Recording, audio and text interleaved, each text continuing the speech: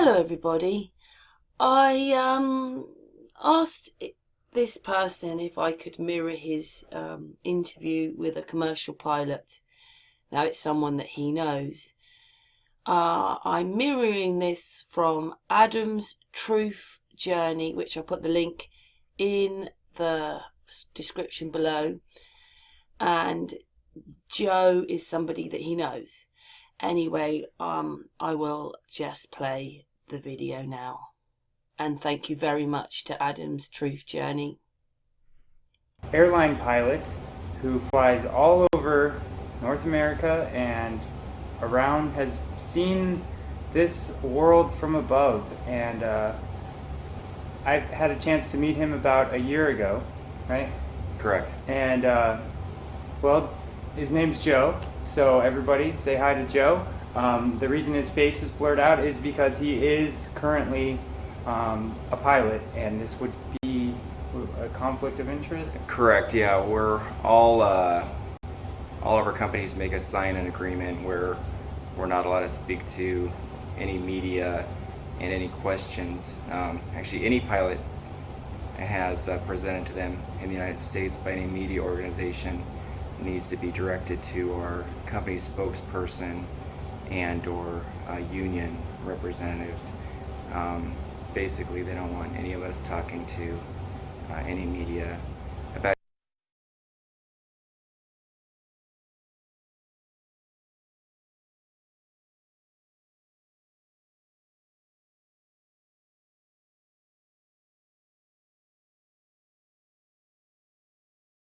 anything, not just crash and incidents, but Flight altogether. experience, anything.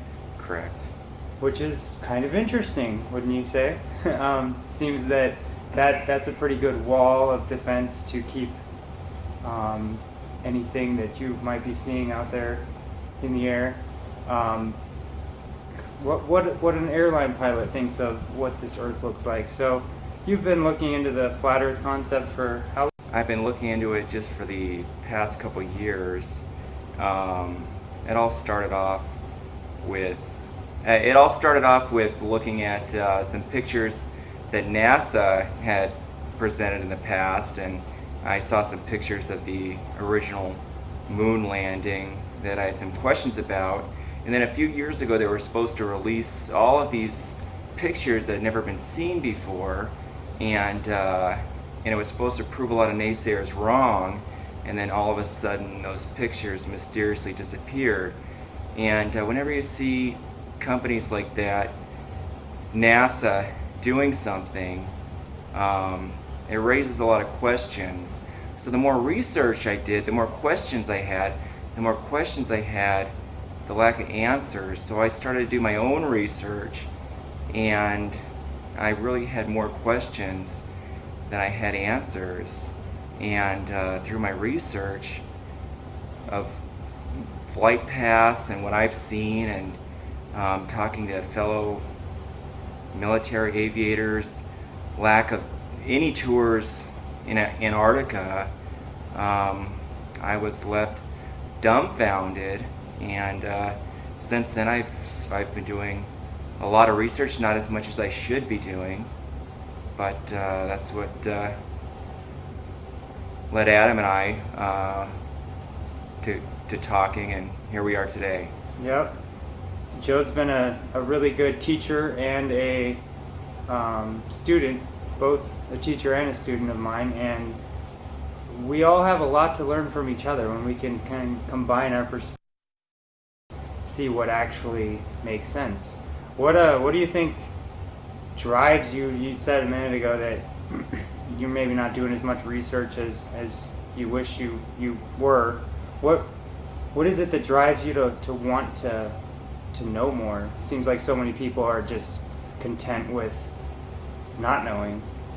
Well, I think that's exactly it, is the more you learn, the scarier it is, because if it is true, and the evidence has led me to believe so, I just flew back from Dubai, and I was in Bali, Indonesia before that, and if it is true, then it means we're all on a farm and we're being lied to, and it's like you're a sheep on the farm, maybe not for the slaughter, but then other sheep come to warn you, hey, you're on this farm and you may want to escape. People maybe like Jesus and Buddha and many others before them that have been persecuted. And if it's true, we need to find out and listen to these people like Adam that find a way out. Maybe not a literal way, but through love or something. And that's what I'm searching for the answers for. You have any questions that maybe you've asked me in the past, or that you haven't thought of yet, or you're thinking of now that you think might help bring clarity? Well, the biggest question is the question that I had today is what can we do about it? Because, like I said, I feel like we're all trapped here and we're being lied to about multiple things, and whoever is in charge, like I was telling Adam, if it's whatever you want to call it, if it's the Illuminati or bankers or Zionists, is, what can we do? Can we lead an expedition through Antarctica? Is it through love? Is it through going within ourselves? Is it maybe like Buddha found some sort of harmony? Is my biggest question is it's not the facts, it's what we can do as individuals to, what are we supposed to do? And I think we've been given guidance, but not in the past 100 years, by a figure like Christ or Buddha. So kind of all in here on this adventure by ourselves. So that's my question is, what can we really do for ourselves to I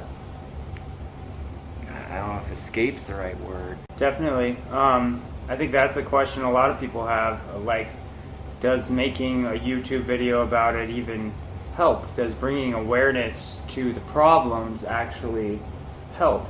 Or does kind of recognizing the problems and then focusing on the solution, is that more in alignment with what we can do? And I think I kind of attempted the answer to that earlier, but I feel like it is something that we have to reach within, because whenever I've had any problems in my life, the longer I spent focusing on the problem, being like, damn it, or, this thing screwed up on me, or, just staying in that place of, here's the problem, it blocks me from the place, which is always, okay, this has happened, and now I have to deal with it, and, I'm worth trying to make this better.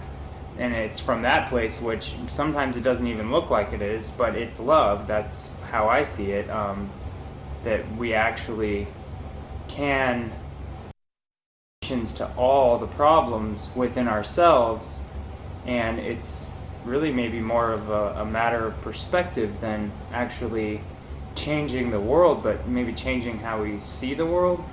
I first got into Flat Earth like 2 years ago, and probably about the same time you first heard of it. And I always wondered, like, is there, I don't fly airplanes, rumors that looking out the cockpit window is not the same as looking out the side windows of the aircraft that are more kind of fisheye and Correct. double layered, so that it does kind of make a curved horizon.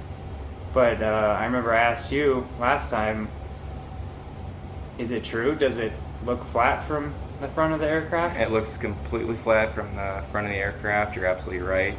The all the windows from the passenger's perspective are curved, and you could read a lot of textbooks that state reasons why, but it's not the curve that the airplanes need. It's basically the triple pane and shape of the windows. So that's one of many anomalies that I've seen flying that I've just been perplexed by over the years.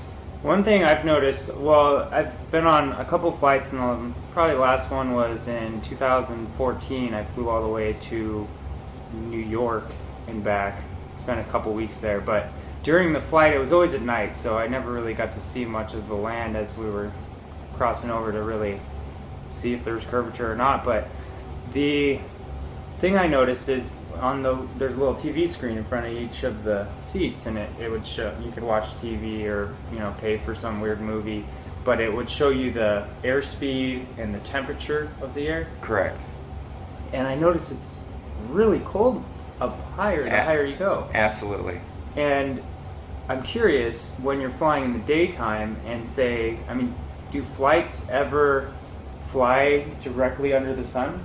Have you ever flown like under the sun? I've never thought about that, but no, I've never come near it. No, I've never flown directly under the sun. At least not that. Is it possible that the flight coordinators are aware that if you fly too close to the sun, you're gonna burn up, or is it hotter near the sun? It's something that I've actually never thought about, but it's funny that you mention that because I've literally never thought of it. But yeah, the sun has never been directly overhead of the aircraft. One thing that I've thought about though is, let's say you're flying, the average commercial aircraft flies at about 38,000 feet, which up there the temperature is about negative 50, maybe negative 60 degrees. We always use Celsius. At that temperature, it's about the same as Fahrenheit. And one of the examples that they use where you can't fly over Antarctica, it's on a little bit different topic. Do you mind if I just briefly say this? Temperatures are so extreme, but the temperatures are so extreme at every altitude that we fly at, and we're always flying around thunderstorms and supercells, and once I heard that the argument of these extreme temperatures, you can't get more extreme temperatures literally than what we fly, and ice can't freeze, ice past negative 30, it can't gather on the aircraft. So once you're flying at that altitude and those extreme temperatures, you're not worried about any ice accumulation, any ice ingestion in the engine. So the argument that you can't fly over Antarctica due to the extreme weather conditions is just a complete lie. Like I said, I've never thought about the sun thing, but I've thought about the zero flights over Antarctica, and that's led me to more questions. But I'll definitely have to look more into the sun. I've never seen overhead. I know a lot of flat earthers know about how the moon and the sun appear to be the exact same size from our visual perspective. I've seen moon rises that look like sunrise when the sun was supposed to be on the other side. I've seen so many anomalies in the course that's led me to where I was. That's when I run into Adam, and he was just such a wealth of knowledge of words and etymology of words, and really an amazing figure. That's why I've agreed to do this interview, although thanks, buddy. It's probably definitely put my career at risk. Absolutely. And that's why I've done what I've done with this face here, and you can't see it, so hopefully we keep him safe in the sky there as our eyes in the sky. And I really appreciate you going out on a limb for humanity, really, is what you're doing it for, and for yourself to make your world a better place. But yeah, I think this might be one of the things that, it seems to me one of the things we can do is talk to each other and bring awareness to what the truth is, because they say the truth sets you free. but they don't usually mention it. Scares the shit out of you first.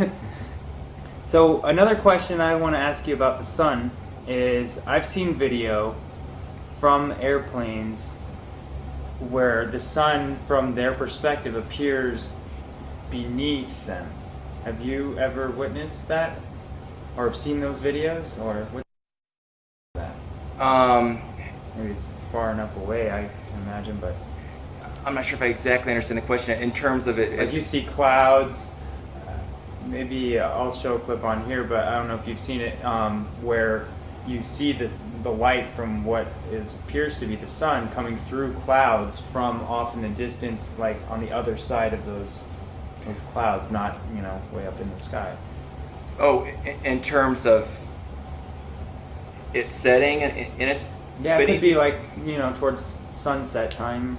I would imagine it would have to be in order for it to even be possible to do that. But you haven't seen any of those videos, or? I'd have to look at the videos, but I've seen multiple times where the sun's beneath me. I've never seen it where it's directly over the ground or something like that. But Yeah. I guess I'd have to. I mean, like off in the distance. Oh, off in the distance, plenty of times, yeah, where you're higher than the Apparent sun. apparent sun. Absolutely. Have you done any research into refraction? I have not. No, Okay. Well, have you heard of Rob Skiba? I have not. Rob Skiba is a lot bigger channel than I am, but I copied one of his models of an experiment. I'll send you a link later so you can see it. But basically, I take a table, and there's I use my phone as the perspective point, and then I have a little drawing of the sun that moves across the table, and between the two, I put a refractory sheet, basically a magnifying sheet that you get out of like a daily planner. And as you move the sun away from that refractory sheet, it appears to set below the apparent horizon, but you move pull the refractory sheet out, and it's still right there on the table, showing possibly explaining how the sun could set on a flat Earth when common sense might make you think if the Earth is flat that you would just see the sun all the time because it's so high up. But they say, or not they say, my eyes tell me that the light bends up at a certain distance away, and it doesn't travel forever like we're taught in the geocentric model, and we're given the equations for the speed of light, that it's astronomically fast, and it might as well be instantaneous here on Earth because it's only 25,000 miles around the Earth. One thing that I can say in an anomaly that I've seen, I know what refraction is. I haven't studied it in depth. One thing that I have noticed flying that has completely blown my mind is the sun rises in the east and sets in the west, and there's been plenty of times where we've been flying eastbound late at night. We do a lot of red-eye flying where you leave at 10 o'clock at night and then land at 6 in the morning, but where the sun is set, and you would actually, where it's just set on the other, set in the west, and then you see a little glimpse hours later on the east, where I'd ask the other pilot, I'd say, is that the sun rising? Is that a moonrise? And then it would dip back below. But I've seen where my mind was just blown because it didn't make any sense whatsoever. And then we take our little Apple or Android star map out to find where the moon was, and it wasn't there. But basically, it looked like the sun was about to rise in front of us in the east when it had just set behind us in the west hours prior. And then, of course, 6 hours later it would rise in the east. But basically, I've seen Just positions of the sun where it shouldn't be from that altitude, going back to your previous question, at that point, it's definitely below us. And it never fully rose, but I mean, without any question, it wasn't a star or the moon. It was the sun rising on the other side of the earth when it was supposed to be in the west. So I've seen plenty of things like that. Like I said, where I've queried the other guy or gal that I've been flying with, and you kind of both shrug it off and say, oh, maybe it was a star or something, but just these impossibilities that until you query me with these questions that you kind of forget about and then just keep on flying. And that seems to happen a lot, where you bring up something that is mind-blowing and then you just kind of, you pass it off as almost if someone saw a ghost or something. You forget about it and keep on. That doesn't fit in our paradigm. Life. So I don't know if that's exactly. Yeah, no, that's great. I think so. You see the light coming from the east when it should be on the other side. I've seen that a dozen times. You never see it, like you can't see the light from the north, or because if it is a flat Earth, like if it's a circle, like I think the model a lot of us have gotten used to, you would expect that at some height you would see it, to the north, directly across. But you're saying it kind of wraps around sooner when you're up high, maybe? The light from it? What I'm saying is, when it was setting in the west and we were flying east, that a few hours later, our view is about 180 degrees. Sure, often it would be a little more northeast, not directly in front of us, but then it would stay dipped below the horizon when it would rise and set when it was supposed to be behind us. And I'm not sure if that's exactly what you're asking, but one of the anomalies I've definitely seen is the sun in the position that it was not supposed to be in a round Earth model, multiple times. Sure. One question that just came to me,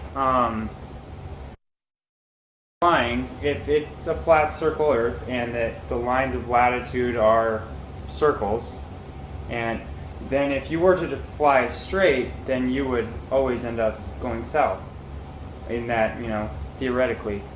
So here's my question. When you're following your coordinate system or keeping track of where you're at, which I don't know how well you even do that or need to, but do you feel like when you're going west, do you have to continue to turn left in order to stay straight, or do you just go straight and that's west? We keep going straight and that's west. It's as if there's something else going on other than just what we even think we're evolving to understand. So what's your take on that? Is that just a mind blow? It really is, and it's something that I've never thought about, but you're absolutely right in that regard, as if you were following, the curved earth, you wouldn't be pointing due west and ending up in another location. Like you said, you'd be doing multiple turns. Something else that I've thought about along those lines is oftentimes as well. You've mentioned, how exactly do you do that? We do it through multiple systems in the aircraft. We have these you have GPS and these internal navigation systems, VOR systems, NDB systems. We have so many navigational systems, but oftentimes you'll be flying along, very oftentimes you'll be flying along, and all those will go haywire, and so then you'll just be getting coordinates from our government air traffic control on exactly how to fly, and then they basically say that they're jamming the radar, they're practicing it for war games or something like that. But it seems like oftentimes when you should be doing something like that, especially when you're flying west across the United States, you'll reach a certain point where your systems will be altered, and then you'll be given coordinates to fly. So I don't know if that was along the same lines with what you were. So you're not always, so to speak, being tracked, like the GPS tracking system doesn't always know where you're at? Oh, they always know exactly where you're at. The radar coverage in the United States is 100%. Sure. But oftentimes it seems like they don't want you to know exactly where you're at. And so is it ever difficult to tell? I mean, you have the windows, you just look out and see, and once I know when I take, like, the first time I drove all the way to Flagstaff, it took like 2.5 hours, but it felt like 10 hours because it was all new to me. And then the second time, you know, it goes faster and faster each time as you get more used to the road marks and the road, you know, the things along the way that you see. Is it kind of like that with flying? Like, you're like, oh, I remember that? Or do you kind of always see new things? No. Oftentimes it's both. You know, sometimes you'll fly over the Grand Canyon and recognize that, or a certain landmark in the ground. But oftentimes they'll vector you a certain way. But yeah, the vast majority of the time, I would say, you'll recognize similar landmarks along the route of flight. Okay. If that answers your question. Yeah. All right. Anything else you want to put out there? Things you've seen that maybe other questions you have from your experience? How many hours of experience do you have in the air? I've been commercially flying for the last 12 years. I've worked for 3 major airlines in the United States that I'm sure everybody's heard of. I've met pilots in the military, pilots in New Zealand, and especially when you talk to pilots in New Zealand, that's where you get the most questions that they don't even have answers to, because some of your shortest routes should be over Antarctica and they're not. And they have questions, and as I was telling Adam one time before, is a lot of times you present these questions, they just don't want to talk about it, or you raise something and it just, they get uncomfortable. It would be like asking somebody a question about what some theory on another nature, or you ask a pilot about something abnormal about 9/11 or something. As soon as you bring it up, they kind of get uncomfortable, and maybe they start thinking about their career or job, and they don't want to be grouped into that category. So a lot of times you meet people that have questions. I think all of us as aviators have questions. We see things that don't make sense. So many pilots have seen strange things that I don't even want to go off on another tangent. But like I said, so many of them are concerned about their financial careers, their family, their medical. You mention something and you're crazy, you lose your medical license and your career is over. And there's so much fear out there that we're really not allowed to talk about any of this. And it's horrible. And it's not just pilots, it's astronauts, it's everyone. You sign these waivers that you're not allowed to talk about any of this, because the fact of the matter is they don't want you to know that essentially we're all on this farm here, and what are we doing on it is the ultimate question. So, and that's what I got out of Adam, is I hope love is the escape. I'm not talking about going out there and doing anything crazy, but going within. I've talked to another pilot who was open to this. He talked about tapping the source, God, spirituality, something is if this is all artificial, find the reality, tap into that, get that information, and leave the farm. That's Yeah. what I've got. Yeah, rise So- above it. Good stuff. Well, not sure what else we can cover. You mentioned 9/11, and I've heard from a lot of pilots that that maneuver of aircraft is something to be pretty impressed with, as far as being able to maneuver a plane to make those types of turns and just nail those buildings so dead on center. Every pilot knows it.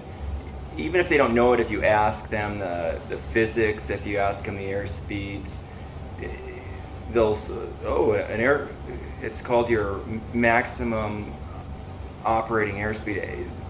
They do tests on every aircraft that at a certain speed an aircraft will literally just disintegrate in the air, that it's not structurally able to take that. It's happened it was Japan Airlines. It hit some extreme turbulence many years ago, and the aircraft reached an airspeed not even close to what the aircraft on 9/11 reached, and they break up. Stuff starts falling off, and they reach these impossible airspeeds, and everybody knows it. I could go on and on about Mach Tuck, Mach Buffet. Once you're at that altitude, even at that low altitude, at that high airspeed, even the slightest pitch or bank, you're gonna go into a Mach Tuck. The aircraft's gonna stall. The engines are gonna compressor stall. It's an impossibility that, once again, everybody knows, but nobody wants to talk about. And you hate it because then all of a sudden you hear people say, "Oh, he's one of those truthers," but in reality, it's a joke. It really is. It's everybody knows it, but no one wants to talk about it. It'd be like if you had that neighbor that everyone knew was doing something wrong, or back in the day, the president that had a slave that he was sleeping with, that everyone knew about, but nobody wanted to talk about it. And that's one of the sad realities of the system that we're living in, is it's all fear-based. You talk about it, you're going to be labeled as crazy, a conspiracy theorist, you're going to lose your job, and that's the sad reality. And it's all linked. Yeah. Like I said, I think the same people behind that are the same people that are pulling the wool over your eyes. So Yeah, it seems that they work very, very hard to deceive us, and they teach us from day one. They put this thing in our face, right when we're old enough to not even read. They say, "Oh, this is where you live," and you can question it. You can, wrap your head around it. You can see it all, but on the bottom, it almost always says, "Not for educational purposes." I don't see it on this one, though. oh, it's probably on there somewhere. I've never looked, but It's usually on the base, but this one doesn't have that. I saw that in Daphne Rimmel's video the other day. It doesn't feel like that the truth of flat Earth is going back in the box. It seems like it keeps growing, and the first time I heard of it, it was completely retarded. I could not even consider that. No. I was looking into Hollow Earth and Admiral Byrd's trips. Have you heard of Admiral Byrd? I have, yeah. And how he went to the North Pole, but then changed the story and said it was the South Pole, and then says there's more land down there. Part of it, to me, it feels like a distraction, because they say, "Oh, is there more to explore in the North Pole?" And he says in his little interview that, "Oh no, it's getting quite crowded up there, but on the other side of Little America in Antarctica, there's a whole lot more to be found." And to me, that kind of feels like misdirection, and it also might just be straight up truth. It's hard to say. So I try to keep my ears open to new evidence experience and see where it takes me. What is the most important thing that you feel you have learned through all this truth seeking? Oh gosh, I feel like I'm still on the journey for that Big- ultimate learning, but the thing of greatest importance that I truly believe is that we're all connected, and two, what they want us to believe is that we're so insignificant, that we're just this tiny little earth floating in this vast universe, that you don't mean anything, your life doesn't mean anything, and that's part of enslaving somebody. If anyone else were to do that, if you were to kidnap a child and do that, and you're meaningless, you're worthless, that person would be locked up for verbal abuse or torture later on. But they're trying to teach this religion of that you have no meaning, you have no purpose, that your purpose is just to make money and to work and to consume and to go in this vicious cycle, while they blame Muslims for wars that the United States has created. Libya, I've been there, was just fine before we overthrew Gaddafi. Syria was just fine before we intervened. Iraq was just fine. Sure, they had some cruel leaders, but we've had some the same. But they're creating this chaos in the world. We're worshiping these celebrities. Like I talked to him, I was listening to that Katy Perry song on the radio that talks about how we're all living in a bubble. There's these messages all around us where they try to make us seem so insignificant, but we're so much more than that. And that's the journey that I'm on, is to find it. I think Jesus found it. I think Buddha found it. I think many other people have found it. And I think that that's really what we need to learn and find, is that you're more than that. There's so much more out there. And is the answer literally on the other side of Antarctica, past that ice wall? Once you get out there, is it like literally a sheep that escaped from the farm, and now all of a sudden you're in the supposed to be? Is it literally? Is it metaphorically? Is it spiritually? That is the ultimate answer. But the biggest thing that I've learned is that it's one of those, and that this isn't it. We're not just some nobodies here. We are everything. This couch is here because we see it. We are it. Light shines on it, but we perceive it, and that's what we are. We are everything.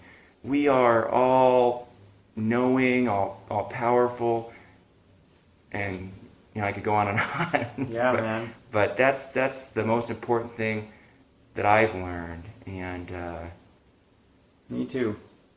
Well, it's been a great interview. oh, absolutely. I appreciate your time. So I know then- you're a busy man. You probably got to get back on the plane. Absolutely. This really is a wonderful man. The first time I ever met him, he really was a Christ-like figure in terms of his love for people and truth, and there's not a bad bone in his body. When I met him, I have to say that his message to you all is important. He knows way more than he's probably showing on this channel, because sometimes these interviews are difficult, but please continue to listen to his messages, because like he just said, the truth's out there, and the truth is the only thing that's going to set you free. And we have to learn from each other and learn from people like this that I believe have a gift that need to be shared with you all. So please like, subscribe, share it with your friends, and get this message out there of not just flat earth, but love, and that we're all being duped, and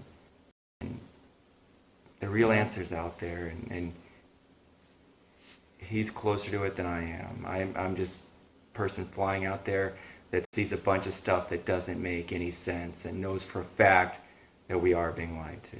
So that's all I have to say. So it's been a Thank you. pleasure, and thanks for having me on your channel. And I hope it doesn't mess with my career. But I guess if it does, then it'll even prove it further that it all is one big lie. So thanks for your time, and it's been a No fear. great experience. Yes, sir. Awesome.